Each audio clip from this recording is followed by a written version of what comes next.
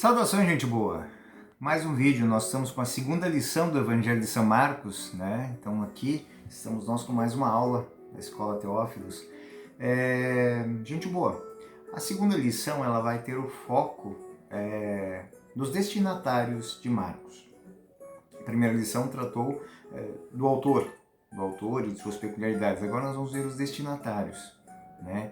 E aqui eu espero poder passar para vocês como é importante o Evangelho de São Marcos na evangelização do ponto de vista do primeiro anúncio, né? Do querigma. O Evangelho de São Marcos é extremamente querigmático. Guardem bem essa palavra, querigma, ou seja, é fonte, é crucial no primeiro anúncio, porque ele mostra como é Jesus no trato com as pessoas. Isso é muito importante. Pedro se usa como exemplo, ele, pecador, ele, homem rude, ele, homem simples, ele compreende a mensagem de Jesus e se torna líder por causa de Jesus, ou seja, Jesus faz todo um processo dentro dos 3 anos caminhando com Pedro e os apóstolos, um processo com cada um. E Pedro faz questão de mostrar aqui como é que foi esse processo com ele. Desde o momento que ele encontra Jesus à beira do Jordão até o momento em que ele vê Jesus ascender ao céu, à casa do Pai. Escreveu Marcos, isso é claro, não para judeus. Nós já vimos isso anteriormente no primeiro vídeo na primeira lição. Marcos escreveu para judeus convertidos, talvez da Palestina, talvez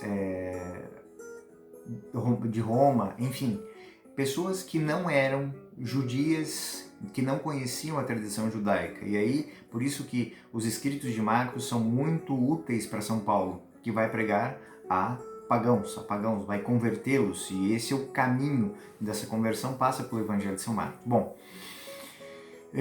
esses judeus convertidos, esses pagãos convertidos ao cristianismo precisavam de uma mensagem de Jesus, e é no Evangelho de São Marcos que ela se encontra.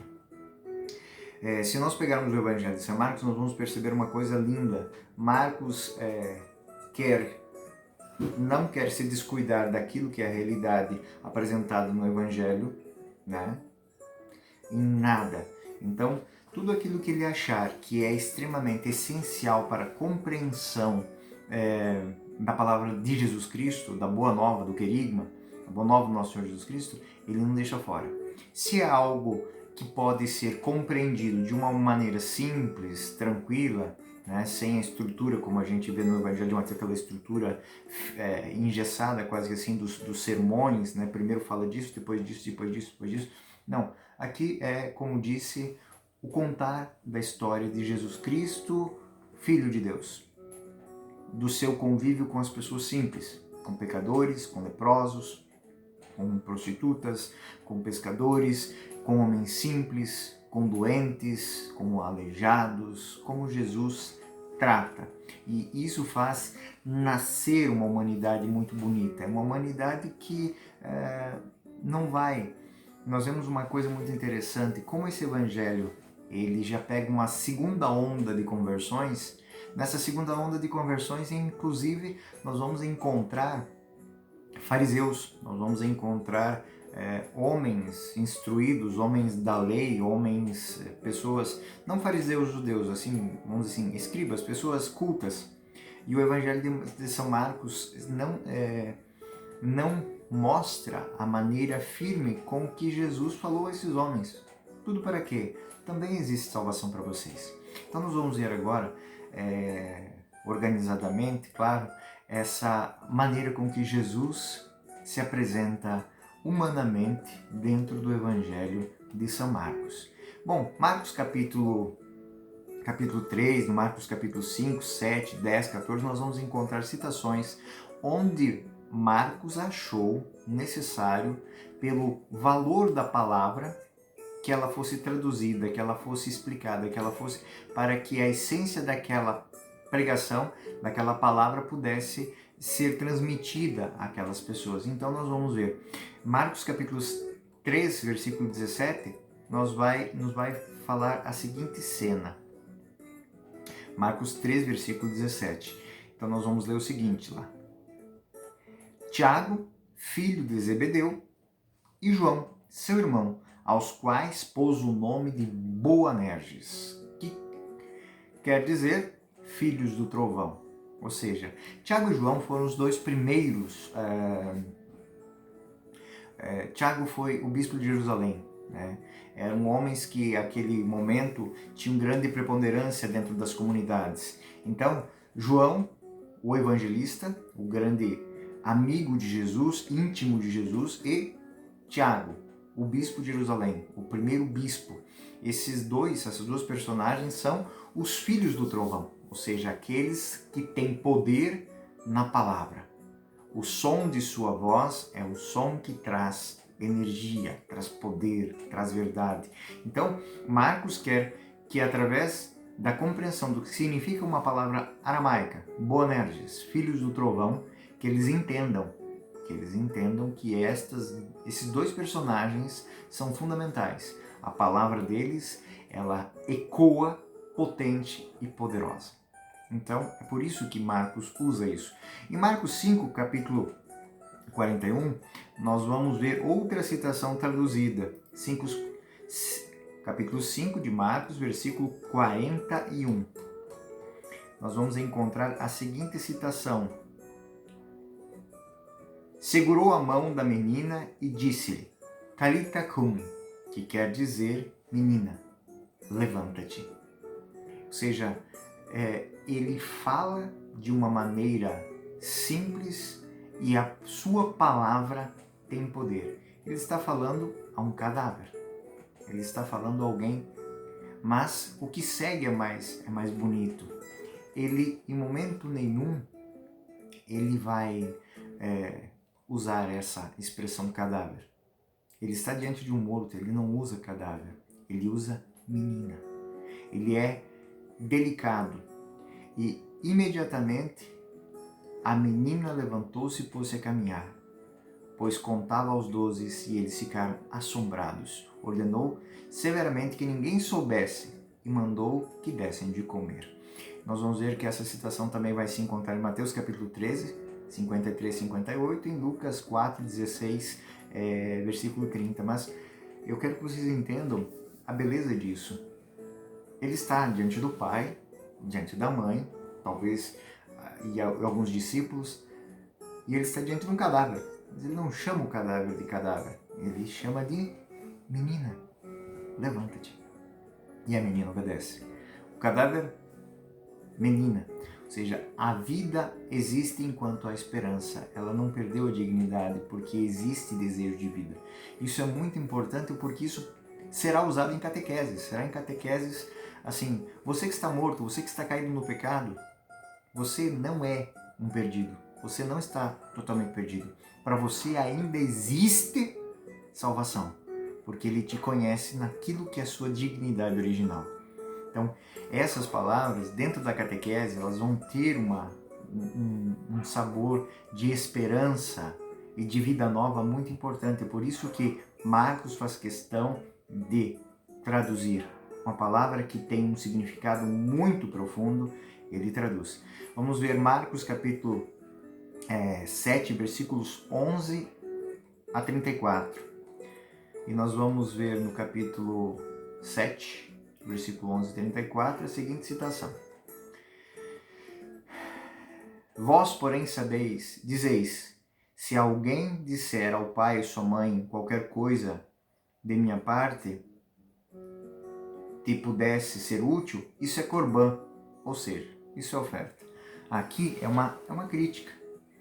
Os judeus, de uma maneira de má fé, para se autoafirmar, eles tinham que dar doações poupudas para o templo. E o que acontecia é que alguns fariseus, alguns homens que achavam o poder, o dinheiro muito importante, eles transformavam até a caridade, ou seja, um ato de caridade para com os pais, que era uma tradição, ou seja, a tradição para os pais cuidar deles, dar o bem viver. Esses homens pegavam algo que era extremamente bom aos olhos de Deus, ou seja, aquelas pessoas cuidavam dos seus pais, dos velhinhos, não os abandonavam. Pegavam isso, esse ato de amor que estava previsto na lei, e transformavam ele também com a lei numa oferta. Ou seja, eles estavam parecendo grandes, poderosos, fazendo com que os seus pais passassem fome. Então, a crítica de você transformar uma coisa boa numa coisa ruim, boa per si, ruim porque ela era usada de uma maneira errada, ou seja, eu deixo de fazer amor para aparecer. Então, imaginem isso na pregação dos apóstolos, ou seja, a caridade, ela é fundamental.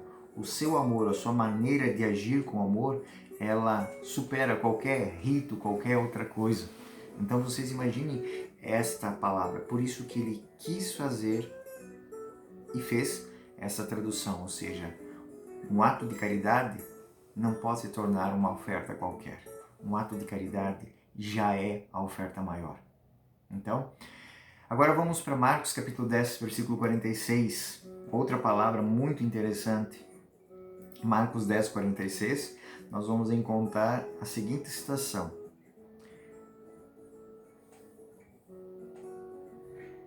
Chegaram a Jericó. Ao sair dali, Jesus disse aos discípulos e numerosa multidão: estavam sentados à beira do caminho mendigando Bartimeu, que era cego, filho de Timeu. A palavra Bartimeu, ela significa filho de Timeu. Então vamos colocar agora dentro de um contexto. Vamos contextualizar isso aqui. Aquele cego, ele era tão marginalizado, ou seja, estava tão à margem do caminho dos judeus, que ele nem nome tinha. Ele é conhecido pelos seus adjetivos. Primeiro cego, depois filho de Timeu. Ele não tem nome. Então, ele é literalmente, entendam bem isso, um desgraçado.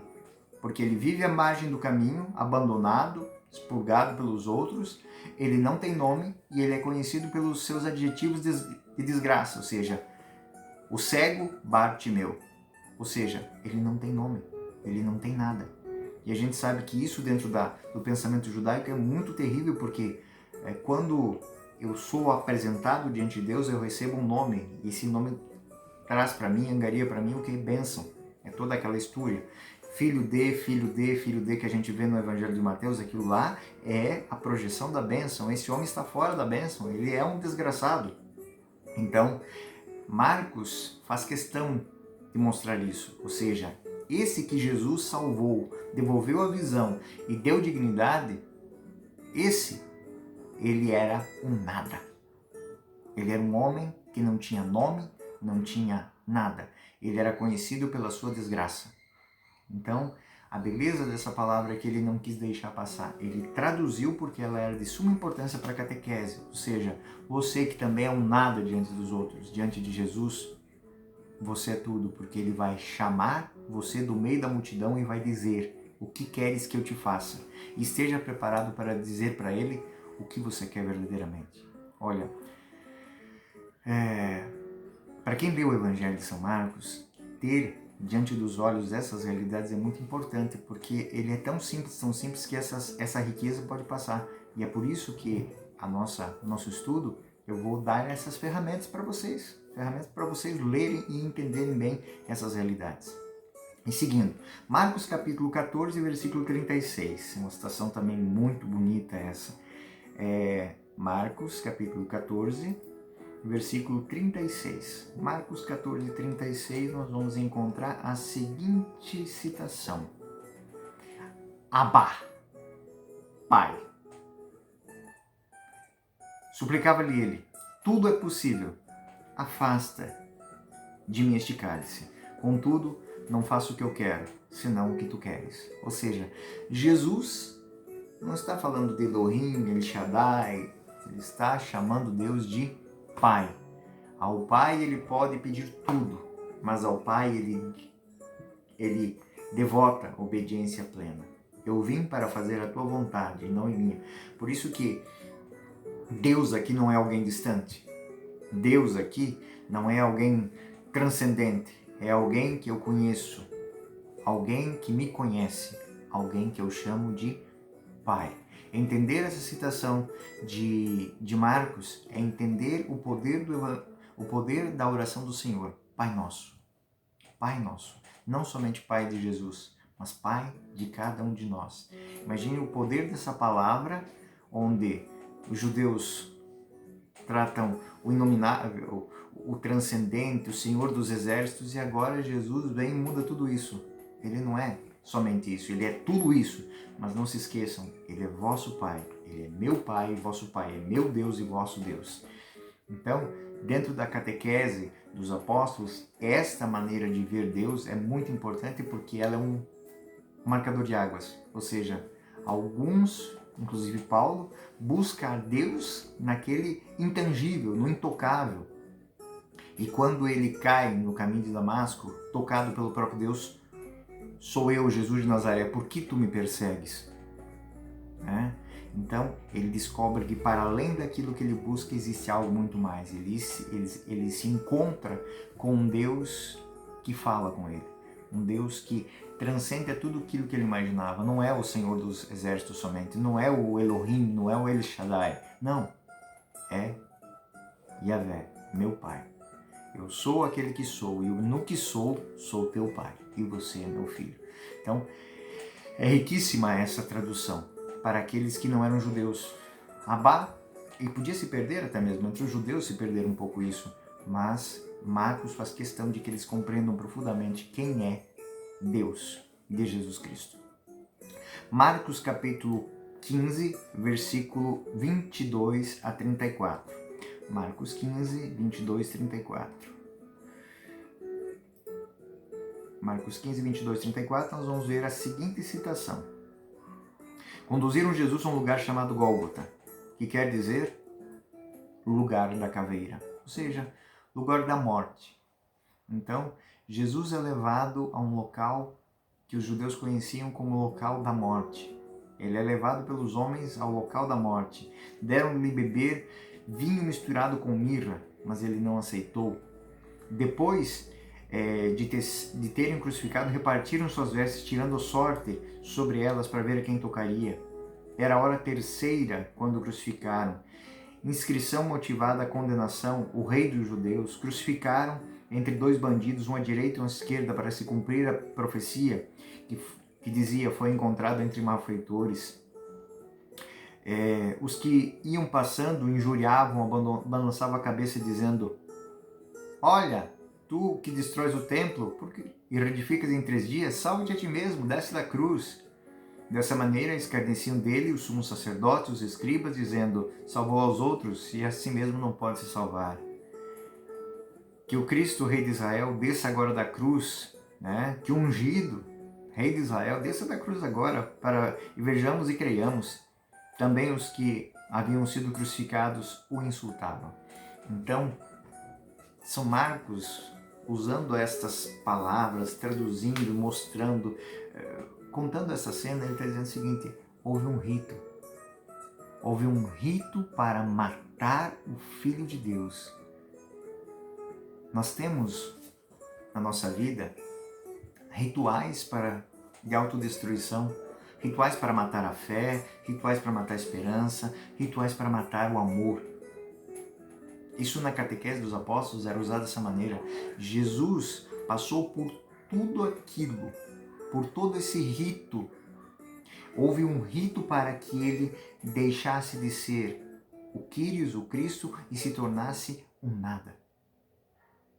Se ele é zombado até mesmo por aqueles que estão desgraçados como ele, imagine pelos outros.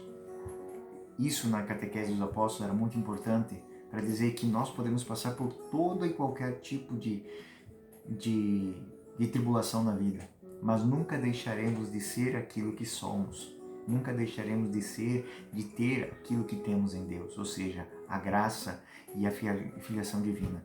Então é muito bonito ver que esses aramaicismos, essas palavras, elas trazem toda uma dinâmica de uma catequese, de um querigma que quer transformar a vida das pessoas. Também Marcos explica os costumes. Porque o dia dos ázimos, por exemplo, que nós vamos encontrar em Marcos capítulo 15, 42, ou seja, no Marcos 14, 12, desculpa, o dia dos ázimos, ou seja, que se sacrifica, que tem o sacrifício da Páscoa. Então ele explica, ou seja, os dias onde aquilo acontece, o rito no qual acontece, é uma celebração, é uma refeição, né? Então ele reúne os seus amigos em torno de uma refeição. Isso vai ser fundamental depois para a compreensão do verdadeiro valor da Eucaristia, né? E omite também aquilo que não seria claro às pessoas que não estavam familiares ao judaísmo.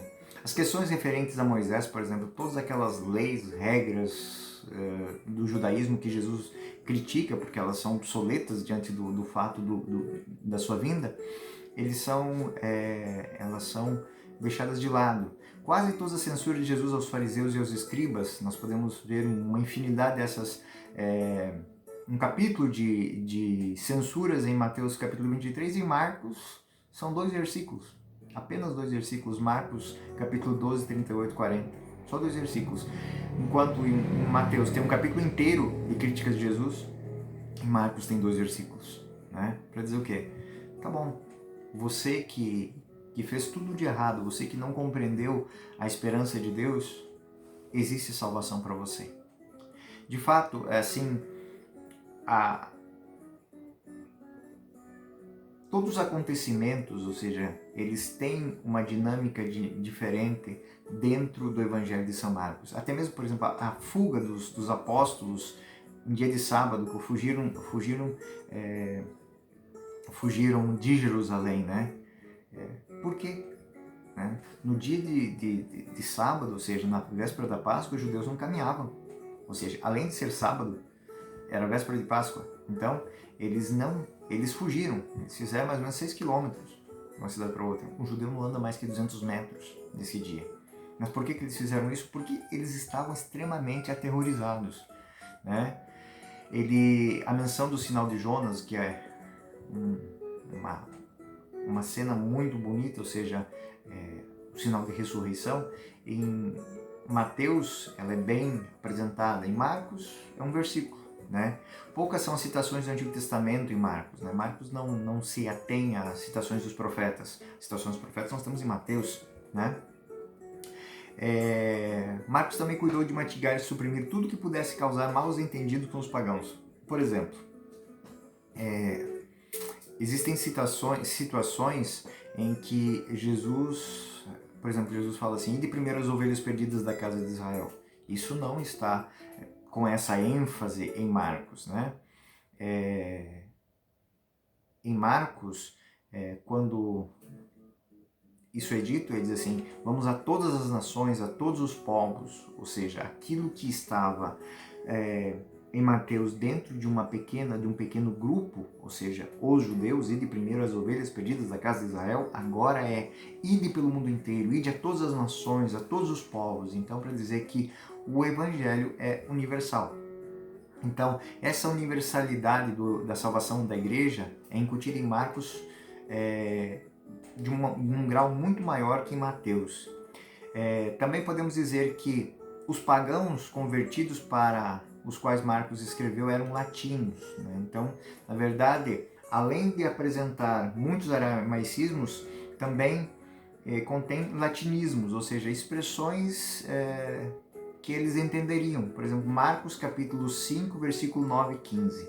Marcos 5, 9 e 15. O que nós vamos encontrar? Em Marcos 5, 9 e 15, nós vamos ter a seguinte citação. Perguntou-lhes: qual é o nome? Responderam-lhe: Legião é meu nome. Legião, legio. Perguntou a um demônio como é que era o nome dele. Ele falou que ele era uma legião, né? Só que legião é legio em latim. Os judeus nunca teriam dito isso, né? Dizer que o demônio se chama legião, né? O nome que foi dado, né? Então é um latinismo aqui, legio, legião. Aí vem a palavra legionário. Era um soldado do mal, podemos assim dizer, né? Marcos capítulo 6, versículo 27. Marcos 6, 27. Nós vamos ter outro latinismo. Esse agora é o seguinte. Sem tardar, enviou um carrasco com ordens de trazer a cabeça de João. Ele decapitou João no cárcere. Então, isso aqui é um costume, o decapitar, caput, cabeça, tirar a cabeça. Uma palavra que os judeus não usam, eles usam degolar, né? Então, só para a gente entender, eles também não usam degolar, claro, né? Mas a palavra ela tem outro. A palavra decapitar, tirar da cabeça, decaput. Caput é uma palavra latina. Então, esses latinismos, eles são próprios para tornar aquele texto mais próximo dos seus ouvintes. Às vezes, certas palavras gregas são explicadas com equivalentes em latim, né? Isso só se explica se o autor tinha leitores romanos, né? Domiciliados em Roma, né? Ou um judeu residente na Palestina não conheceria tão exatamente essa palavra do dialeto do laço, ou seja, do latim. Essas observações são confirmadas em Marcos 15, 21. Simão, o Cirineu, Alexandre e Rufo, e esse Rufo, que São Paulo se cita, né, saúda em Romanos 16, 13. Por que Marcos teria mencionado Rufo, né, ao escrever seu evangelho, se não porque o Rufo pertencia à comunidade ao qual o texto da catequese de Marcos seria lida, né? Então, essas são as peculiaridades de Marcos no referente a quem ele escreveu. Então, eram pessoas que não conheciam os aramaicismos, não eram judeus, mas conheciam o grego e conheciam o latim. E todas as palavras que ele traduziu do aramaico para o latim, para o grego, elas tinham, de fato, um significado na língua original, ao serem ditas por Jesus em aramaico, muito específicas e muito importantes para a catequese dos apóstolos. Muito bem, essa foi a nossa segunda lição sobre os destinatários do Evangelho de São Marcos. Até a próxima, fiquem com Deus.